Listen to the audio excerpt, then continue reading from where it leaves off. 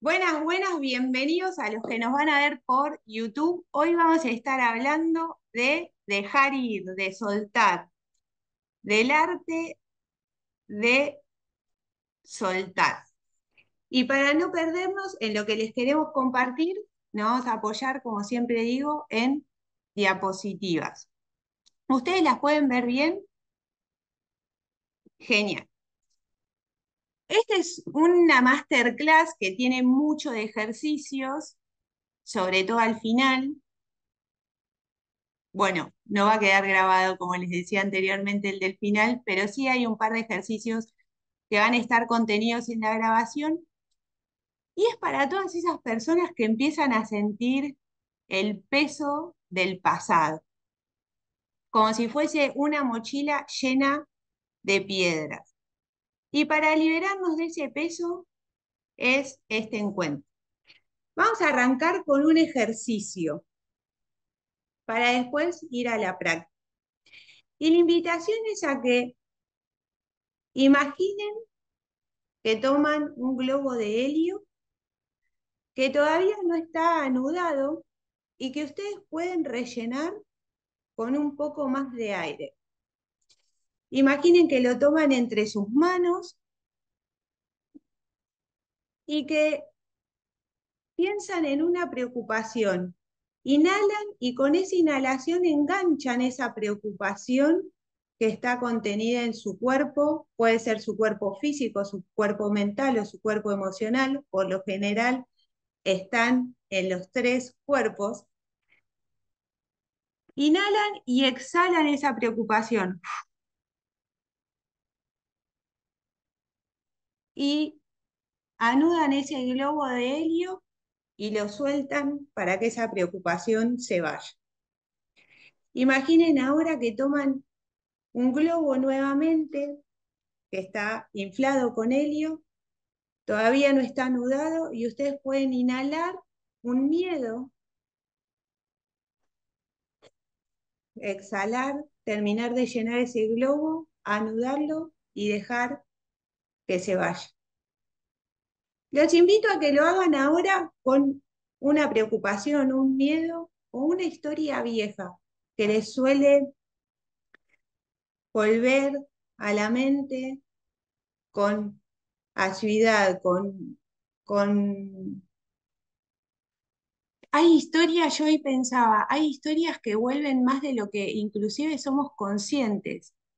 Nos encontramos pensando en esa historia vieja, en ese drama, en eso que no salió, en esa expectativa fallida, en esa contestación que no esperábamos y vuelve, y vuelve, y vuelve. Es como que vuelve a la superficie y la podemos hacer consciente. Muchas veces y muchas otras veces no la hacemos consciente y está ahí rumiando en nuestro diálogo interno. Así que les invito a que preocupación, historia vieja o miedo, queden en el globo, lo anuden y lo suelten para que se lo lleven.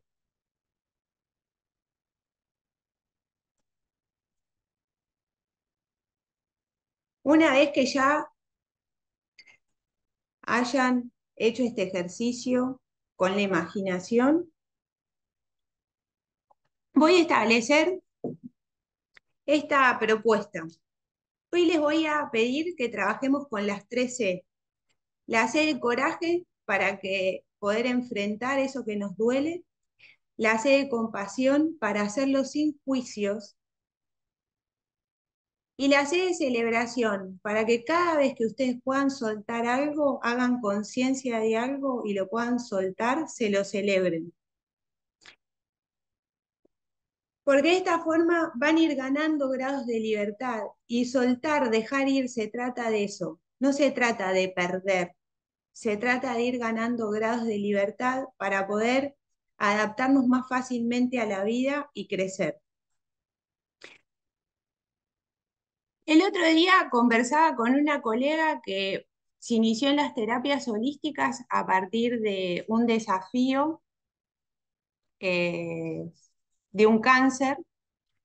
Y las conversaciones con ella son siempre muy ricas. Ella es especialista en duelos. Y yo le traía este concepto que había leído en un libro de marketing que se llamaba Residuo de Experiencias. Y como el libro era de marketing, hacía referencia a esas fiestas a las que vamos y como residuo de la experiencia nos queda la muñequita, cintita en la muñeca que dice que estuvimos en esa fiesta. O cuando vamos a la playa, que es Mar del Plata, también nos ponen una pulsera con el nombre de la playa. Muchas veces pegamos un sticker en el auto. Y esto en marketing, en este libro lo habían denominado como residuo de experiencia. Sin embargo, como a mí me gusta leer de muchas cosas y llevarlo todo para el campo de la holística, le decía a ella, de las experiencias que vivimos también quedan residuos y muchas veces no somos conscientes. Y así empezó esta charla de dejar ir a partir de la conversación con esta colega. Y le pregunté, ¿alguna vez vos te preguntaste qué eran los residuos de una experiencia dramática? ¿Son los subproductos que se esconden en un segundo plano? Porque muchas veces no son los que se ven de buenas a primeras. ¿Y cómo podemos decir o distinguir cuál es la basura de una experiencia? ¿Y hasta cuándo esa basura va a seguir siendo basura para convertirse en aprendizaje? Todas estas preguntas nos hacíamos con mi colega y yo creo que muchas veces cuando tenemos una mala experiencia, nos cerramos a un montón de cuestiones que no tienen que ver con la estructura o la esencia de esa experiencia. El dicho popular dice, el que se quemó con leche ve una vaca y llora, pero ¿realmente la vaca tiene la culpa? ¿Vamos a dejar de ir al campo para no ver una vaca porque una vez nos quemamos con leche? Y son preguntas que si bien parecen absurdas y todos conocemos las respuestas, cuando tomamos conciencia, muchas veces dejamos de ir al campo para no ver vacas, culpamos a la vaca de la leche que nos quemó. Y entonces ahí empiezan a aparecer los residuos de esa experiencia. Puede ser que la experiencia haya sido gratificante y tenga residuos positivos, o puede ser que no, y estas experiencias que generan residuos de los que no nos gustan tanto son las que nos competen hoy. Yo se los voy a llevar a un caso práctico que tiene que ver conmigo. Yo en primer grado fui muy mala alumna, muy mala. Eh, y como los cerebros de los chicos, de los niños, todavía no están terminados de formar y no pueden sacar conclusiones complejas, no entendía por qué no podía ir al ritmo que iban mis compañeros y mi cerebro infantil asumió la etiqueta de que yo era tonta. Y entonces, para poder desafiar esa etiqueta y trascenderla, me volví autoexigente y ansiosa, queriendo compensar eso que yo creía que era. Lo que me llevó con el tiempo a ser muy buena alumna y en muchas oportunidades ser abanderada. Ahora, cuando yo crecí, ya no quería para mí la autoexigencia y la ansiedad, pero soltar la autoexigencia y la ansiedad era para mí soltar el remedio a mi tontera, porque mi niña interna seguía pensando que el único remedio para no ser tonta era exigirse y centrarse en el resultado. Entonces, yo los invito a ustedes a pensar por un momento en ¿Algún residuo que haya quedado ahí en ustedes dando vueltas a partir de una experiencia dramática o traumática o de estas desafiantes? La etiqueta que ustedes elijan ponerle. Yo creo que las experiencias dramáticas después, con el tiempo, se vuelven en desafíos y al final, cuando ya cruzamos el puente, las vemos para atrás y decimos que fueron experiencias para nuestra maestría. No sé en qué instancia están ustedes en relación a estas experiencias, así que los invito a poner el título que quieran. Sí, la propuesta es a que identifiquen cuáles son los residuos que les quedaron de esas experiencias que ustedes pueden denominar hitos. No sé, tuve una mala experiencia, por ejemplo, mi hijo tuvo una mala experiencia de chico con una araña y después con el tiempo desarrolló una fobia a las arañas y fue todo un tema acompañarlo a que pudiera trascender esa fobia. Y el residuo de la experiencia fue que mucho tiempo durmió con la luz prendida porque le daba miedo la oscuridad porque podían aparecer las arañas. Y entonces fue como que se fueron agregando capas de complejidad. Al principio era un miedo a las arañas y después ya era no quiero dormir a oscuras y necesito de una luz prendida y qué hago si aparece una araña y entonces es como que el problema se va haciendo mucho más grande de lo que en realidad la experiencia, el desafío que la experiencia traía en un inicio. ¿Ustedes pueden identificar estos residuos? ¿Pueden identificar si se fueron a la otra polaridad, si se fueron a un comportamiento que les resultó con el tiempo nocivo? Sí, porque ustedes de chicos por ahí fueron etiquetados en su plan de origen como los niños 10, los niños perfectos. El residuo de haber sido etiquetado así es que tienen mucho miedo al error, porque entonces ustedes sienten que dejan de ser esos niños 10. ¿Entienden la propuesta? ¿Pueden identificar esos residuos? ¿Sí? Bien. Hay un ejercicio, sí, hay un ejercicio que es muy, muy tonto y no por eso deja de ser efectivo, que es escribir. Por ejemplo, en mi caso, autoexigencia. En un papel y hacerle un bollito y sostenerlo y darme cuenta de lo que pesa sostener la autoexigencia. Sostenerlo hasta que yo tome conciencia del peso de tener ese papel abollado en mi mano y de sostenerlo. Y para el inconsciente que no distingue entre realidad, metáfora e imaginación, es un ejercicio que al inconsciente le permite soltar fácilmente, porque cuando ustedes se cansen y puedan notar en el cuerpo el cansancio y se decidan a soltar el papel, el inconsciente va a soltar. Así que yo les invito a hacer ahora este ejercicio, a escribir en un papel algún residuo que les haya quedado de la experiencia, a hacerle un bollito, a sostenerlo y a dejarse sentir el peso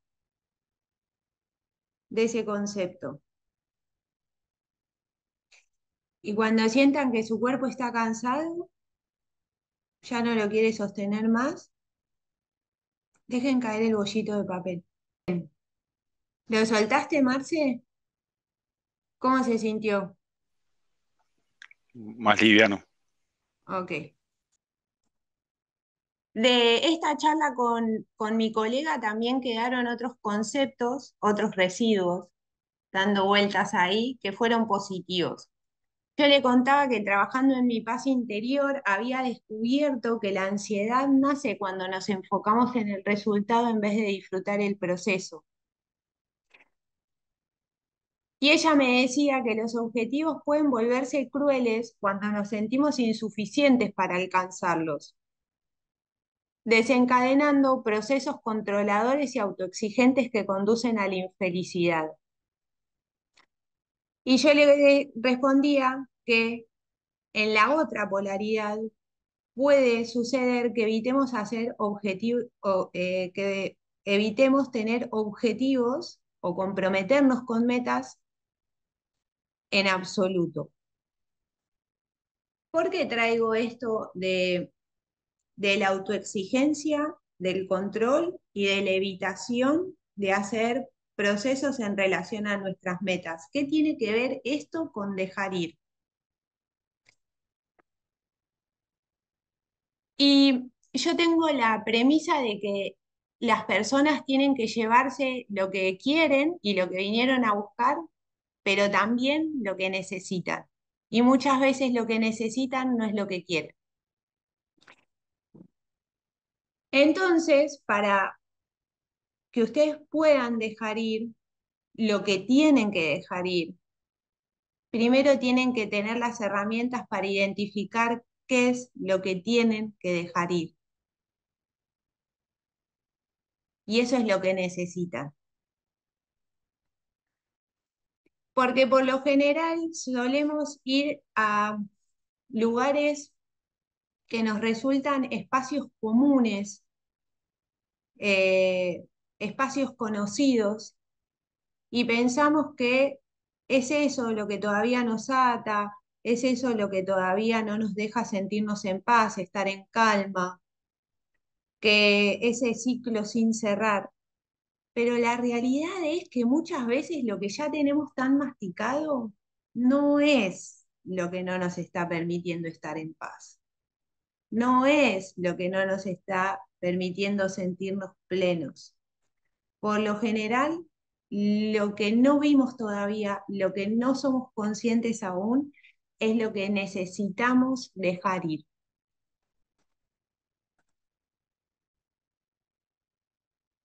¿Qué nos hace sentir insuficientes? Mi colega había dicho que cuando nos sentimos insuficientes, hacemos procesos teñidos por el control y la autoexigencia. Cuando no nos sentimos suficientes, es cuando está en lucha el ser que soy, y el deber ser, lo que yo pienso que debería de ser. Y para hablar de deber ser, tenemos que hablar de expectativas. Y entonces yo las agrupé así para podérselas explicar de una forma más pragmática. Tenemos expectativas ajenas, que pueden ser una herencia sistémica, como vemos en la psicogenealogía y el transgeneracional. Por ejemplo, un chico que viene a sesión, el caso más resonado que yo tuve fue de una señora grande que había cursado 3 carreras y a punto de recibirse una materia para el título, las dejaba. No podía dar la última materia, porque en su sistema familiar, sus ancestros, sobre todo el linaje masculino, no era de profesionales. Y ella sentía que si tenía un título, siendo mujer, iba a dejar de pertenecer a ese sistema dominado por varones no profesionales.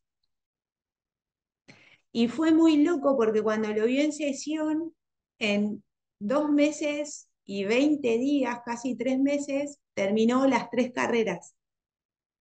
Tenía las tesis, los apuntes, todo, y 3 títulos en 3 meses.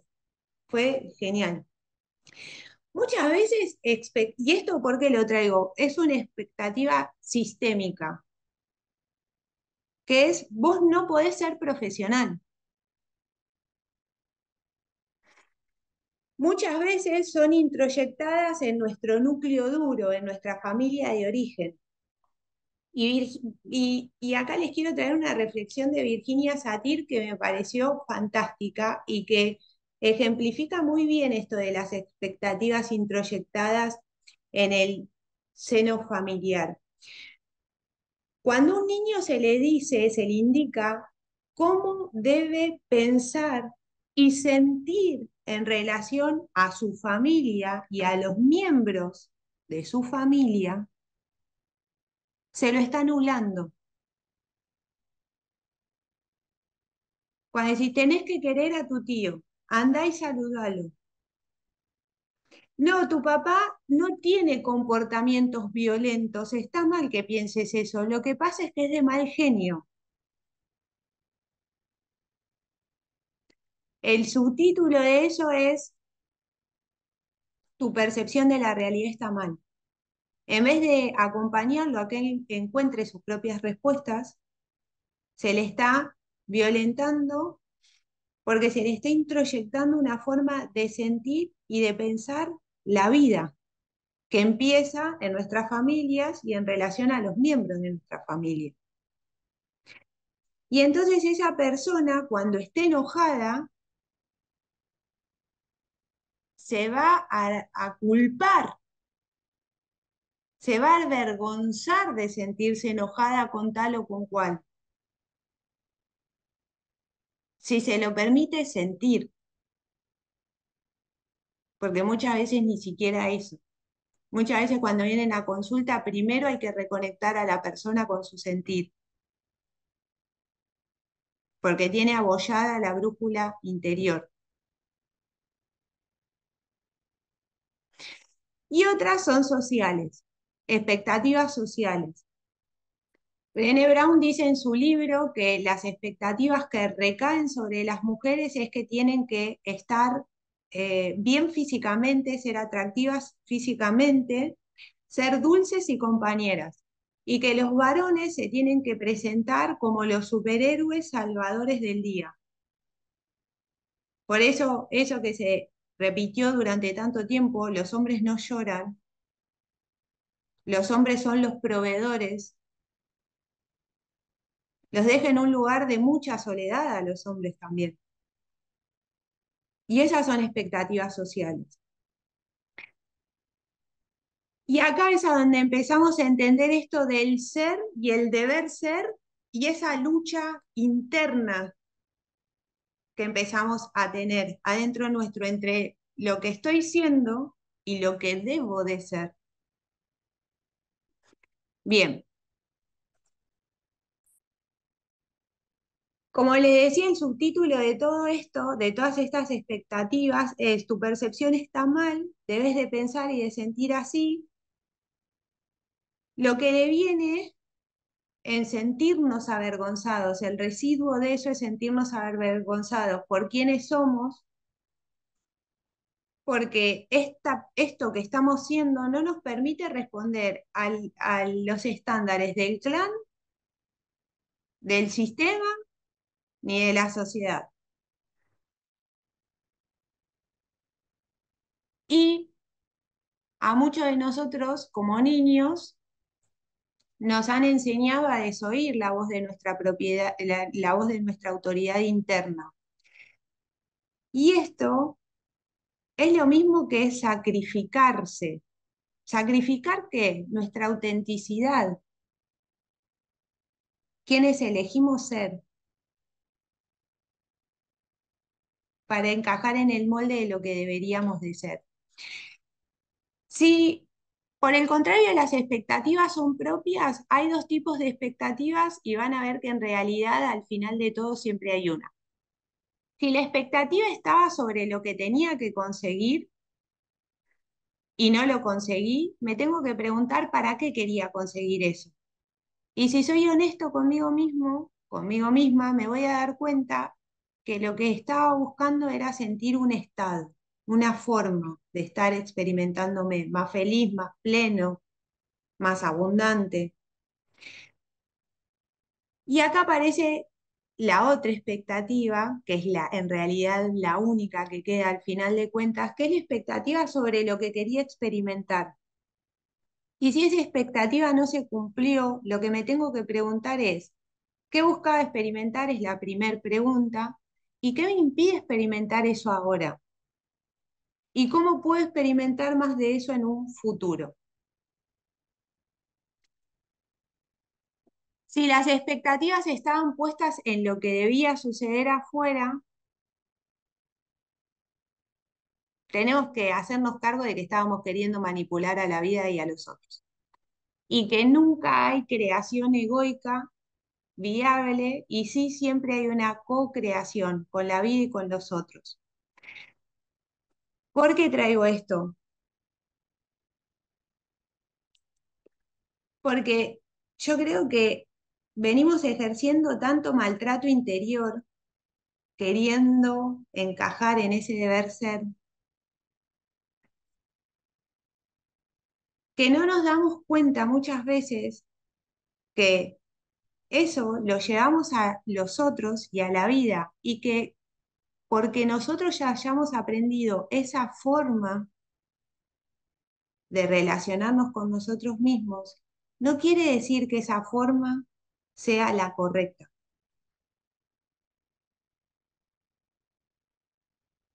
No es que la vida es una hija de puta que no te hace caso, la vida es. No es que los demás son unos forros que te están aguando la fiesta, los otros son otros.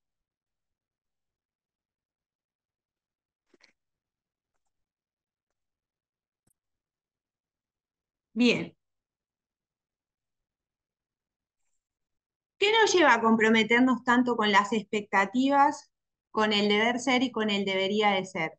¿Será que nos autopercibimos rotos y fallados? Y lo que nos lleva a subsanar ese yo empobrecido es el hacer más, es buscar controlar la vida y buscar controlar a los otros.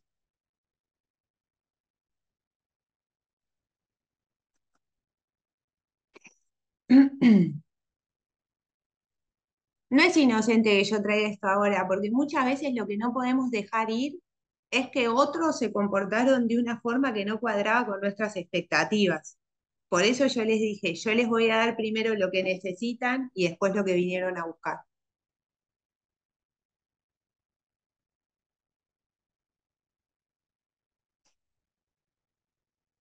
Y necesitan hacerse esas preguntas. ¿Qué es lo que me lleva a mí a ser tan autoexigente? ¿Qué es lo que me lleva a mí a querer controlar a los otros? ¿Qué es lo que me lleva a mí a vivir enemistada con la vida? ¿Qué es lo que me lleva a mí?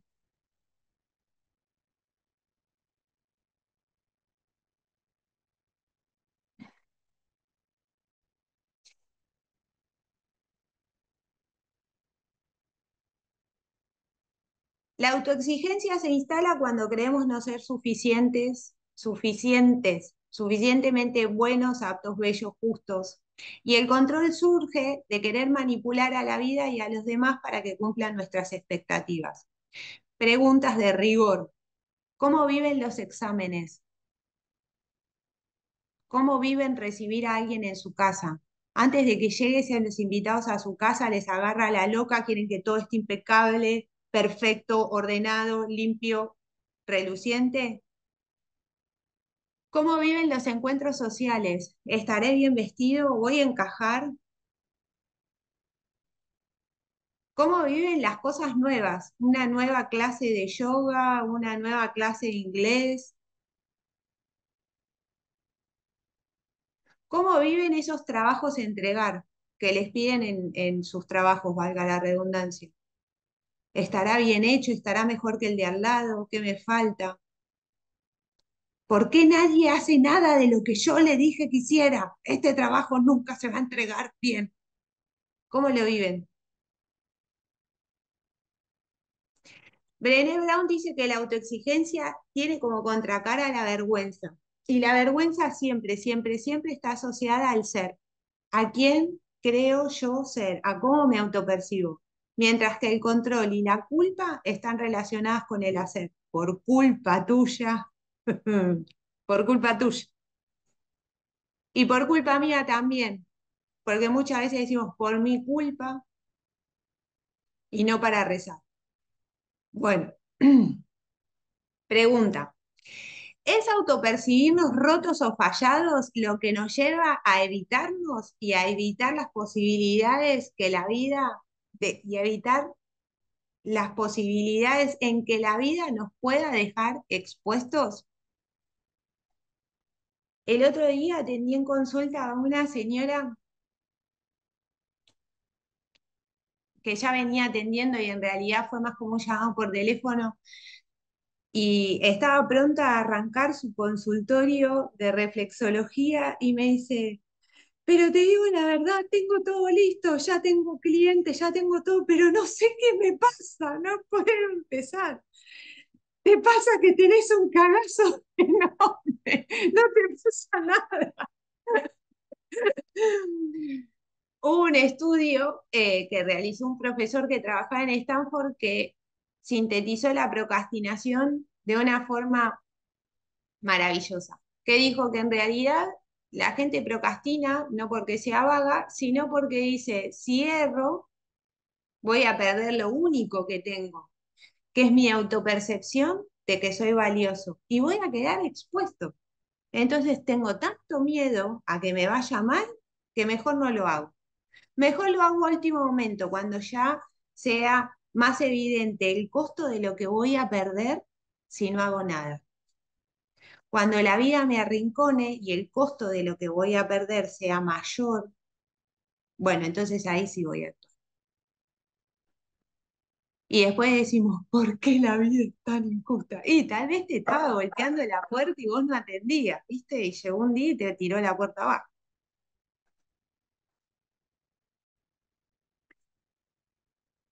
La evitación, que es lo que venimos hablando, aparece cuando preferimos no comprometernos por miedo a no cumplir nuestros objetivos y que nuestra insuficiencia quede expuesta. Ahora sí, dejar ir. Mi frase de cabecera ustedes ya la saben, para soltar hay que abrazar primero. ¿Y qué es lo que hay que abrazar? ¿Qué es lo que hay que abrazar?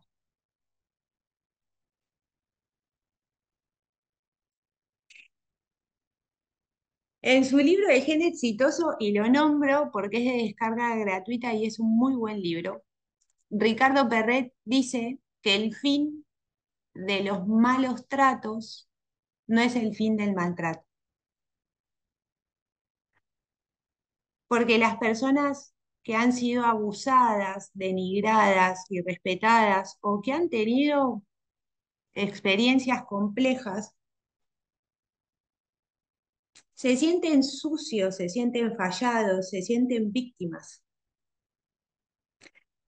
E inclusive cuando recibimos una compensación por eso que nos sucedió, e inclusive cuando el maltrato ya se terminó, para las personas que se sienten así, el fin del maltrato, el fin de los malos tratos, no es el fin del maltrato, porque se siguen sintiendo sucias, falladas, rotas, víctimas.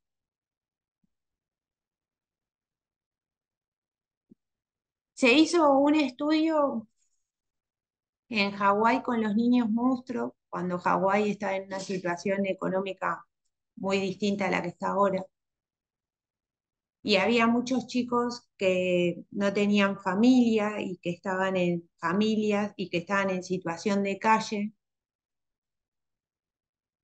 Para comprobar, el estudio buscaba comprobar que cuando vos habías tenido una mala experiencia en tu infancia, ibas a estar roto y fallado de por vida. Estabas perdido. No había nada que te pudiera solucionar. Sin embargo, el estudio demostró lo contrario. Y tras ese estudio nació la palabra resiliencia en el paradigma de la psicología, porque la palabra resiliencia ya existía. Cuando esos chicos fueron capaces de dar algo significativo a los otros,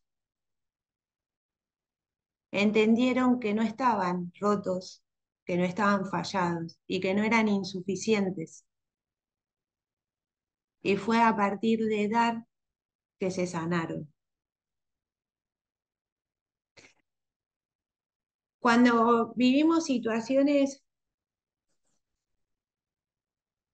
de abuso, situaciones dolorosas, diversas, situaciones que nosotros etiquetamos de malos tratos, no podemos dejar ir porque creemos que la vida o el perpetrador o el agresor o la etiqueta que le quieran poner se llevó una parte nuestra con él.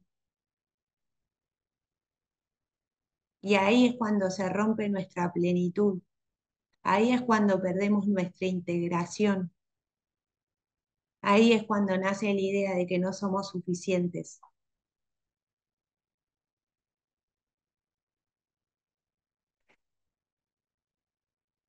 Si yo fui abusada y siento que el abusador se llevó mi amor propio, mi respeto, mi autoestima, tengo que bucear en mi interior para encontrar y entrenar y trabajar mi amor propio, mi respeto, mi autoestima y poder dárselo a otros, darle amor a otros, darle respeto a otros, porque entonces voy a poder reconocer en el dar que eso lo tengo en mi interior. Por eso, para soltar las experiencias dramáticas, traumáticas, dolorosas, tenemos que abrazar primero el recurso interno que creemos que aquel otro, que la vida se llevó con nosotros, de nosotros. Bien,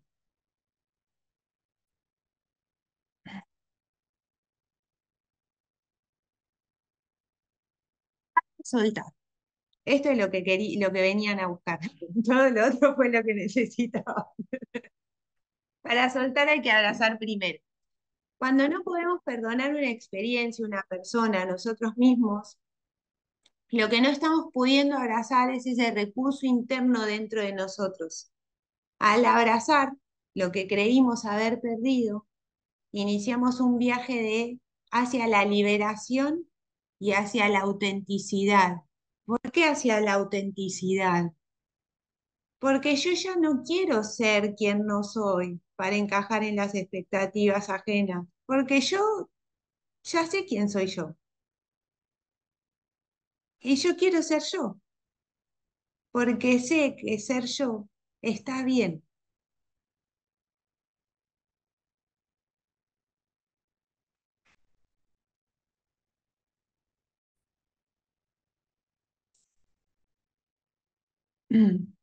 Frase cruel para el ego, pero muy liberadora para el ser.